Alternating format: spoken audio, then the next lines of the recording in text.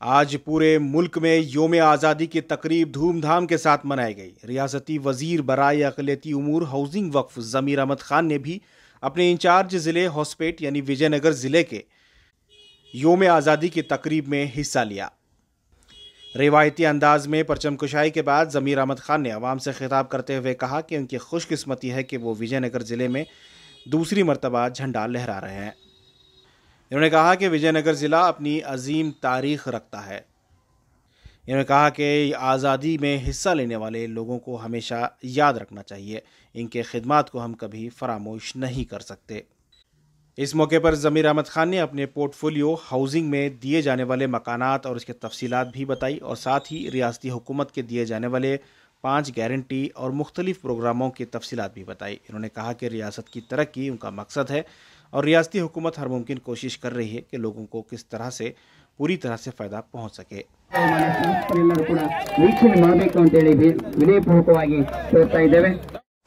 इस मौके पर माइनॉरिटी वेलफेयर डिपार्टमेंट की जानिब से 2 व्हीलर तकसीम किया गया। ज़मीर अहमद खान ने स्टूडेंट्स को 2 व्हीलर तकसीम कर इसका इफ्तिताह किया। ತವಾಗಿ ಬೈಕ್ ಅನ್ನು ವಿದ್ಯಾರ್ಥಿಯನ್ನ ಕೂಡಿಸಿಕೊಂಡು ಓಡಿಸ್ತಾ ಇದ್ದಾರೆ। ನಿಜ ಕೂಡ ಅತ್ಯಂತ ಹೆಮ್ಮೆಯ ಸಂಗತಿಗೆ ಪ್ರೋತ್ಸಾಹವನ್ನ ನೀಡಿ ಇದೀಗ ವೇದಿಕೆ ಹತ್ತ ಆಗಮಿಸ್ತಾ ಇದ್ದಾರೆ। ಆ ಹಿನ್ನೆಲೆಯಲ್ಲಿ ಮಾನ್ಯ ಮುಖ್ಯಮಂತ್ರಿಗಳು ಯೋಚನೆ ಮಾಡಿ ಇಲ್ಲ ಇವರಿಗೆ ಸ್ವಂತ ಮನೆ ಆಗ್ಬೇಕಂತ ಹೇಳ್ಬಿಟ್ಟು ಈ ಸ್ಕೀಮ್ ಅನ್ನ ತಂದ್ರು। ತಂದಾದ್ಮೇಲೆ ಸಮ್ಮಿಶ್ರ ಸರ್ಕಾರ ಬಂತು, ಆಮೇಲೆ ಬಿಜೆಪಿ ಸರ್ಕಾರದಲ್ಲಿ ಏನ್ ಮಾಡಿದ್ರು 6 ಲಕ್ಷ ಏನ್ ನಿಗದಿ ಮಾಡಿದ್ವಿ, ಈಗ ಅದಕ್ಕೆ 10,60,000 ಮಾಡ್ಬಿಟ್ಟು 10,60,000 ಮಾಡಿದೇನೆ 1:2 ಬಿಜೆಪಿ ಮಾಡಿದ್ರು। ಏನಿಗೆ 6 ಲಕ್ಷ ಕೊಡಕ್ಕಾಗಲ್ಲ, 10,06,000 ಮಾಡ್ಬೇಕಂತ ನಿಗದಿ ರೇಟ್ನ ನಿಗದಿ ಮಾಡಿಬಿಟ್ರು। ಆಮೇಲೆ ತಿರ್ಗಾ ನಮ್ಮ ಸರ್ಕಾರ ಬಂದಾದ್ಮೇಲೆ ನಾನು ಮಂತ್ರಿ ಆದ್ಮೇಲೆ ಬಹಳ ಜನ ಬಂದು ಕೇಳ್ಕೊಂಡ್ರು, ಸರ್ ನಿಮ್ಮ ಕಾಲದಲ್ಲಿ ಸಿದ್ದರಾಮಯ್ಯ ಅವರು ಮುಖ್ಯಮಂತ್ರಿ ಇರುವಾಗ 6 ಲಕ್ಷಕ್ಕೆ ನಿಗದಿ ಮಾಡಿದ್ದು, ಈ ಬಿಜೆಪಿ ಸರ್ಕಾರದಲ್ಲಿ ಮನೆ ಬಸವರಾಜ ಬೊಮ್ಮಾಯಿ ಅವರು 10,60,000 ಮಾಡಿ ಅದ್ರ ಜೊತೆಯಲ್ಲಿ GST ಅಂತ ಆಗ್ಬಿಟ್ರು। GST ಅಂತ 60,000 ರೂಪಾಯಿ ಬಡವ್ರ ಮನೆಗೂ GST। ಈಗ ಕೇಂದ್ರ ನಾನು ಹೇಳಿದೆ, ಅದಕ್ಕಿಂತ ಮುಂಚೆ ಸ್ಲಮ್ ಬೋರ್ಡ್ ಮನೆಗಳಿಗೆ 7.5 ಲಕ್ಷ ರೂಪಾಯಿ ಮನೆ ಕಟ್ಟಕ್ಕೆ ಒಂದು ಮನೆ ಕಟ್ಟಕ್ಕೆ 7.5 ಲಕ್ಷ ಆಗ್ತದೆ। ಕಾರಣ ಅಂದ್ರೆ ಪ್ರಧಾನ ಮಂತ್ರಿ ಆವಾಸ್ ಯೋಜನಾ ಅಂತ ಹೇಳ್ಬಿಟ್ಟು 1.5 ಲಕ್ಷ ಕೇಂದ್ರದಿಂದ ಕೊಡ್ತಾರೆ, ಅದಕ್ಕೆ 18% GST ಹಾಕಿ 1,38,000 ರೂಪಾಯಿ ವಾಪಸ್ ತಗೊಂತಾರೆ। ಮತ್ತೆ ಏನಕ್ಕೆ 1.5 ಲಕ್ಷ ಕೊಡ್ಬೇಕು ಕೇಂದ್ರ ಸರ್ಕಾರದಿಂದ? ಅದು ಕೊಡ್ಬೇಡಿ, ನಮಗೆ ನಾವೇ ಸರ್ಕಾರದಿಂದ ಕಟ್ಕೊಡ್ತೀವಿ। ನಾವು 1.5 ಲಕ್ಷ ಕೊಟ್ಟು ಅದಕ್ಕೂ ಬಡವ್ರ ಮನೆಗೂ GST ಹಾಕಿ 1,38,000 ರೂಪಾಯಿ ವಾಪಸ್ ತಗೊಂತಾರೆ। ಈ ಇಲ್ಲಿಗೂ 1 ಲ್ಯಾಕ್ ಹೌಸಿಂಗ್ ಸ್ಕೀಮ್ಗೆ 60,000 ರೂಪಾಯಿ GST ಅನ್ನ ಹಾಕಿದ್ರು। ಅದಾಗಿ ಒಟ್ಟಾಗಾದ್ರೆ 11,20,000 ಆಗ್ತದೆ। ಬಹಳ ಜನ ಬಂದು ನಮ್ಮ ಬಡವ್ರು ಕೇಳ್ಕೊಂಡ್ರು, ಸರ್ ನಮ್ಮ ಕೈಯಲ್ಲಿ ಕೊಡಕ್ ಸಾಧ್ಯ ಆಗಲ್ಲ, ಸರ್ಕಾರದಿಂದ ನಾವು 7 ಲಕ್ಷ ಎಲ್ಲಿಂದ ಕಟ್ಟಕ್ ಸಾಧ್ಯ, ಆ ಟೈಮಲ್ಲಿ 2.5 ಲಕ್ಷ ರೂಪಾಯಿ ನಾವು ಕೊಡಕ್ ಸಿದ್ಧ ಇದ್ವಿ, ಸ್ವಲ್ಪ ದಯಮಾಡಿ ಹೇಳಿ ಕಡಿಮೆ ಮಾಡಿ ಸರ್ ಅಂತ ಬಹಳ ಜನ ಬಂದು ಬಡವ್ರು ನನ್ನ ಕೇಳ್ಕೊಂಡ್ರು। ಮನೆ ಮುಖ್ಯಮಂತ್ರಿ ಗಮನಕ್ಕೆ ನಾನು ತಂದೆ, ಏನಂದ್ರೆ ಏನಿದ್ರು ಬಂದು ಯಾರನ್ನ ಕೇಳ್ಕೊಂಡ್ರೆ ನಮ್ಮ ಮುಖ್ಯಮಂತ್ರಿ ಗಮನಕ್ಕೆ ತರಬೇಕಾಗ್ತದೆ। ನಾನು ಮನೆ ಮುಖ್ಯಮಂತ್ರಿ ಗಮನಕ್ಕೆ ತಂದೆ, ಸರ್ ಈ ತರ ತಮ್ಮ ಕಾಲದಲ್ಲಿ 1 ಲಕ್ಷ ಹೌಸಿಂಗ್ ಸ್ಕೀಮ್ ತೆಗೆದಿದ್ದು, ಆಗ 6 ಲಕ್ಷ ನಿಗದಿ ಮಾಡಿದ್ರು ರೇಟ್। ಬಿಜೆಪಿ ಸರ್ಕಾರ ಬಂದಾದ್ಮೇಲೆ 10,60,000 ರೂಪಾಯಿ ಮಾಡ್ಬಿಟ್ಟು ಸರ್ ಬಹಳ ಜನ ಬಂದು ಕೇಳ್ಕೊಂತವ್ರೆ, ಈ ತರ ಅವ್ರಿಗೆ ಕಡಿಮೆ ಮಾಡಿ ಅಷ್ಟು ಕಟ್ಟಕ್ಕಾಗಲ್ಲ ಅಂತ। ಆಮೇಲೆ ಇವೆಲ್ಲ ಮಾಹಿತಿ ಕೊಟ್ಟೆ। ಈಗ 11,20,000 ರೂಪಾಯಿ ಆಗ್ತದೆ। ಕೇಂದ್ರ ಸರ್ಕಾರದಿಂದ 1.5 ಲಕ್ಷ ಕೊಡ್ತಾರೆ, ರಾಜ್ಯ ಸರ್ಕಾರದಿಂದ 1 ಲಕ್ಷ ಕೊಡ್ತಾರೆ, ಮಿಕ್ಕಿದ್ದು ನಾವು ಬ್ಯಾಂಕಿಂದ ಅವ್ರ ಲೋನ್ ಅನ್ನು ವ್ಯವಸ್ಥೆ ಮಾಡಿದ್ವಿ ಸರ್, 5 ರಿಂದ 6 ಲಕ್ಷ ರೂಪಾಯಿ ಲೋನ್ ಮಾಡಿದ್ವಿ। ಅದಕ್ಕೆ ಕೇಳಿದ್ರು ಲೋನ್ ಕಟ್ಟಕ್ಕೆ ಎಷ್ಟು ಕಟ್ಟಬೇಕಾಗ್ತದೆ ಅವರಂತ। 6 ಲಕ್ಷ ಲೋನ್ ತಗೊಂಡ್ರೆ ತಿಂಗಳಿಗೆ 6,000 ರಿಂದ 7,000 ರೂಪಾಯಿ ಕಟ್ಟಬೇಕಾಗ್ತದೆ ಸರ್, ಅವ್ರ ಸ್ವಂತ ಮನೆ ಆಗ್ತದೆ। ನಾನು ಬ್ಯಾಂಕ್ ಅವ್ರ ಜೊತೆ ಮಾತಾಡಿ ವ್ಯವಸ್ಥೆ ಮಾಡಿದ್ದೀನಿ, ಅವ್ರು ಕಟ್ಟಬೇಕಾಗಿರೋ ದುಡ್ಡು 3 ಲಕ್ಷ ಕಟ್ಟಬೇಕಾಗ್ತದೆ ಸರ್, ಬಡವ್ರು ಕಟ್ಟಕ್ಕೆ ಸಾಧ್ಯ ಆಗಲ್ಲ ಸರ್। ಅದಕ್ಕೆ ಮನೆ ಮುಖ್ಯಮಂತ್ರಿ ಬಡವ್ರ ಬಗ್ಗೆ ಕಾಳಜಿ ಇದ್ದಿದ್ದ ಕಾರಣಕ್ಕೆ ನಾನು ಹೋಗೋ 1 ಲಕ್ಷ ಕಡಿಮೆ ಮಾಡ್ತೀನಿ ಅಂತ ಹೇಳ್ಬಿಟ್ಟು ಆದೇಶ ಮಾಡಿ ನಿನ್ನೆ ಸರ್ಕಾರ ಆದೇಶ ಹೊರಡಿಸಿದ್ದಾರೆ। 1 ಲ್ಯಾಕ್ ಹೌಸಿಂಗ್ 1 ಲಕ್ಷ ರೂಪಾಯಿ ಕಡಿಮೆ ಮಾಡಿದ್ದಾರೆ। ತಾವೆಲ್ಲ ಇದೆಲ್ಲ ಅರ್ಥ ಮಾಡ್ಕೊಳ್ಬೇಕಾಗ್ತದೆ, ಈ ಕಾಂಗ್ರೆಸ್ ಸರ್ಕಾರಕ್ಕೂ ಬೇರೆಯವ್ರಿಗೆ ಏನ್ ಎಷ್ಟು ವ್ಯತ್ಯಾಸ ಅಂತ ತಾವೆಲ್ಲ ಇದು ಅರ್ಥ ಮಾಡ್ಕೊಂಡು, ನಮ್ಮ ಸರ್ಕಾರ ಇರೋದು ಬಡವ್ರ ಪರ ನಮ್ಮ ಸರ್ಕಾರ। ನಾವು ಚುನಾವಣೆಯಲ್ಲಿ ಬಹಳಷ್ಟು ನಿರೀಕ್ಷೆ ಇಟ್ಟಿದ್ವಿ, ಈ ಲೋಕಸಭಾ ಚುನಾವಣೆಯಲ್ಲಿ ನಾವು ಬಹಳ ಈ 5 ಗ್ಯಾರಂಟಿಯಿಂದ ನಾವು ಬಹಳಷ್ಟು ನಿರೀಕ್ಷೆ ಇಟ್ಟಿದ್ವಿ।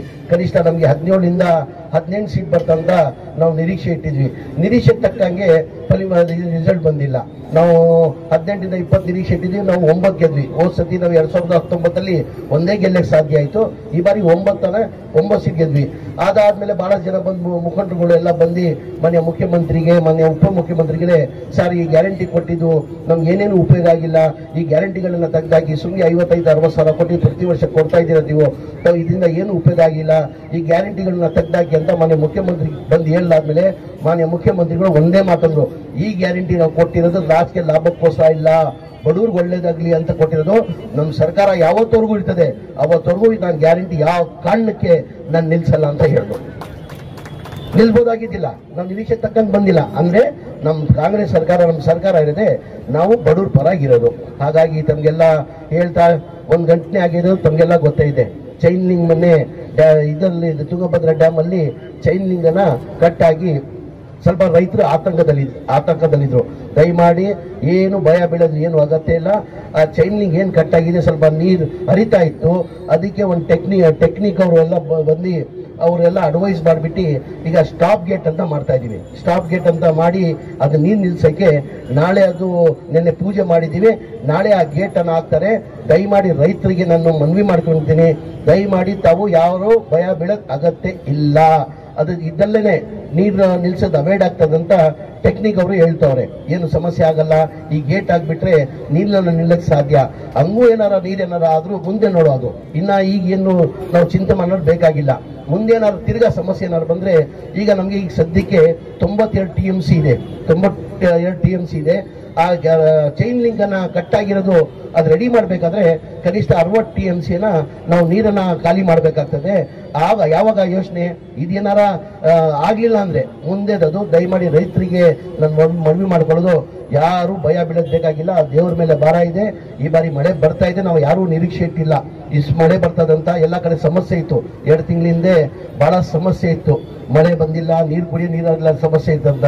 ಈ ಬಾರಿ ದೇವರ ಕೃಪೆಯಿಂದ ಒಳ್ಳೆ ಮಳೆ ಬಂದಿದೆ. ಮುಂದಿನ ದಿನಲ್ಲೂ ಒಳ್ಳೆ ಮಳೆ ಬಂದು ಯಾರಿಗೂ ರೈತರಿಗೆ ತೊಂದರೆ, ಇಡೀ ರಾಜ್ಯದಲ್ಲಿ ಯಾರಿಗೂ ರೈತರಿಗೆ ತೊಂದರೆ ಆಗಲ್ಲ ಅಂತ ಹೇಳ್ತಾ ಇನ್ನೊಂದು ಬಾರಿ ನಿಮಗೆ 78ನೇ ವರ್ಷ ಸ್ವಾತಂತ್ರ್ಯ ದಿನ ಶುಭಾಶಯನ ಕೇಳಿ ನಾನು ಮಾತು ಮುಗಿಸ್ತೀನಿ. ಜೈ ಹಿಂದ್, ಜೈ ಕರ್ನಾಟಕ.